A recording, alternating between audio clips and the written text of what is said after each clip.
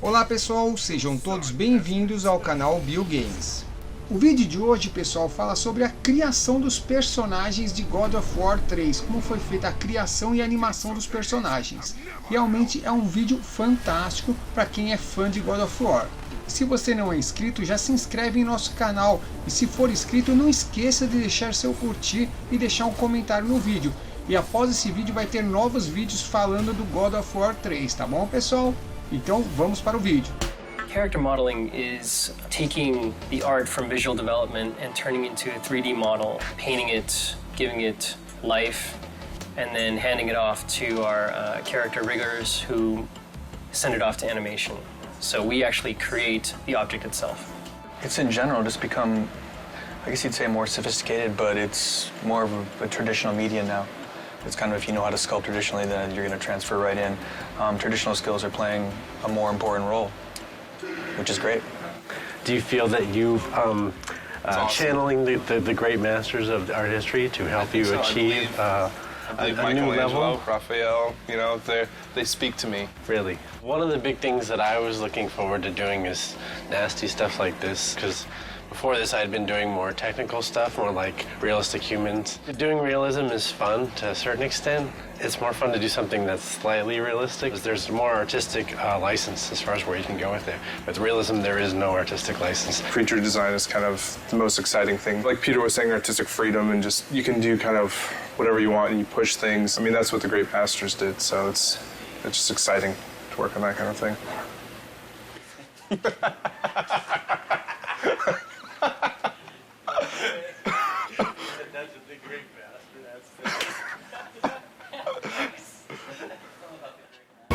Here's my workstation. I have my Cintiq, which is what we use to paint and model. This is the monitor that we can actually draw on, paint on the screen, sculpt in ZBrush, which is very helpful and amazing. And then on the left of me, I have my standard monitor where I usually keep my reference. We're able to give metal a kind of specularity that we couldn't before. Scratches, blood, a real shine and realism that we couldn't deliver on the last project. We are working with a lot more polygons and a lot more textures on our project this time, per object. Here's Hermes, the concept art that I got from Andy Park, who did a great job. You can see the boots are in there and what color they're supposed to be, what material. We're still working on the cloth, making sure that's all rigged nicely. And right now, I'm fighting with the hair, trying to make the hair look good, so hopefully by the time you see this in the game, it'll be looking nice and transparent. So here we are starting him out in ZBrush and adding a lot of the little detail. Say if you wanted his skin to bulge around these straps, it would be really easy to go ahead and just add musculature in here. Today you may defeat me, but in the end, Kratos, you'll betray only yourself. This is the centaur in our game. Andy Park did the concept. They always do like a colored version first, like this, to kind of nail the feel of the character and like what he's all about. And then they'll give us these turnarounds like this one. We have, you know, the horses have these like chest muscles that kind of flow up into the horse neck, you know, this way. And we have abdomen muscles and these obliques that kind of flow in. And where our hips sit, you know, is kind of where their shoulder blades sit. So typically most people draw centaurs. You know, I'm not the first one to make one of these things, so, you know, this has been thought about before. But typically, you know, our hips, like where the hips would sit on a human, they put where the shoulder blades would be. It feels kind of like it would work, you know.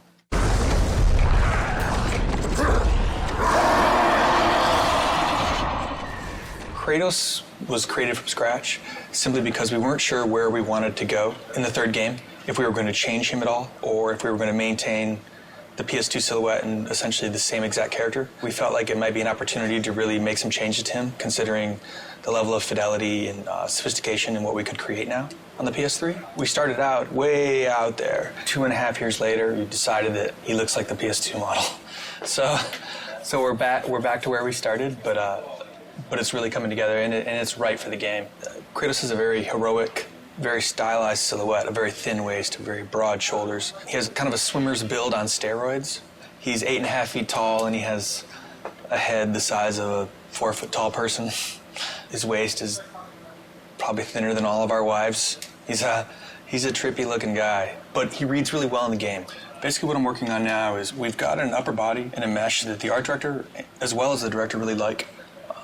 So now it's a matter of creating a blend map, which is new technology for Sony Santa Monica, in that we can do expressions. Basically, I'm just creating the rage, sculpting him looking angry, and we'll be able to blend this new facial expression into the current model. So we can go from here to here. The satisfaction comes in seeing him in the game saying, wow, that's him. Only look, you can see his veins and you can see him breathing. And it looks better than the cinematics.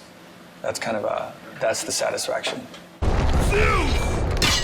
Son has returned. I bring the destruction of Olympus! Caden's crow in the opening cinematic flies down and ends up landing on this hapless victim. And as he's eating the guy, he rips the eyeball out of the socket. So it's especially like juicy and nasty. Later today, I'll be working on the vein that the eyeball's attached to. So maybe the crow can like wrestle the eye out and really get some good squirming going on in the audience sort of thing. The way it works is that you lay down your base color. For example, with this guy, you get like a good skin tone going.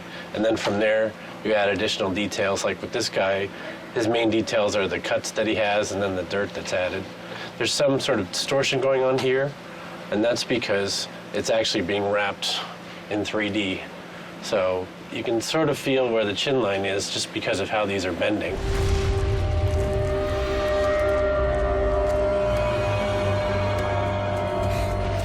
This is Hercules, and he's wearing these cestises, and basically they're like these huge gauntlets. Just trying to get across the fact that he's kind of like this aged warlord. He's not a super fresh young guy, so he's got some fat to him and some history. He's basically Kratos' brother, so a lot of the visual elements that he has, I think, parallel what Kratos wears. The really fun stuff was sculpting his flesh and his muscles and whatnot. Like, this is a final concept image, but we take it a step further and put a level of polish on it that isn't there. Because once it's here, this is a beautiful painting, but once it goes in the game, it needs to be perfect at every angle. Every angle you look at it has to be a great piece of work. So it's you have to go in and you take this and you take everything a step further, and there can't be any mistakes. Call it my 13th and final labor. Soon I will become the god of war and claim the throne for myself. Bom, pessoal, o vídeo vai terminando por aqui. Muito obrigado por assistir o vídeo até o final. Espero que vocês tenham gostado do vídeo. Se gostou, não esqueça de deixar o like e deixar o seu comentário. Se inscreva em nosso canal, ative o sininho para receber a notificação de novos vídeos, compartilhe o vídeo com seus amigos e assista também aos outros vídeos que estou deixando aqui para vocês. Até o próximo vídeo, pessoal. Muito obrigado, valeu, fui!